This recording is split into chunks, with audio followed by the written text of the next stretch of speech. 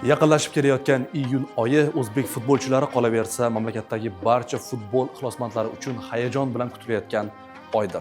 Sababi 5-iyun kuni Birlashgan Arab Amirliklariga qarshi, 10-iyun kuni esa Qatarga qarshi bahs bo'lib o'tadi va aynan shu uchrashuvlar azaliy orzu termamizning jahon chempionatiga chiqish masalasini hal qiladi.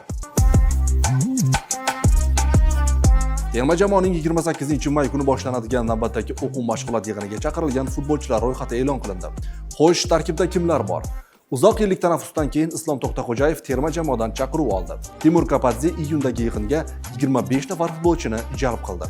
Mart oyidagi yig'inlarni o'tkazib yuborgan Igor Sergeyev va Azizbek Turg'unboyev ham tarkibga qaytdi. Qayd etilishicha, terma jamoa 29-maydan yig'inni Birlashgan Arab Amirliklarida davom ettiradi. Ma'lumot uchun, O'zbekistonning Birlashgan Arab Amirliklariga qarshi bahsi Abu Dabi shahridagi Ol Nahayon stadionida bo'lib o'tadi. Uchrashuv Toshkent vaqti bilan 21:00 da start oladi. Qatarga qarshi o'yin esa 10-iyun kuni Toshkent vaqti bilan 18:45 da Bunyodkor stadionida o'tkaziladi.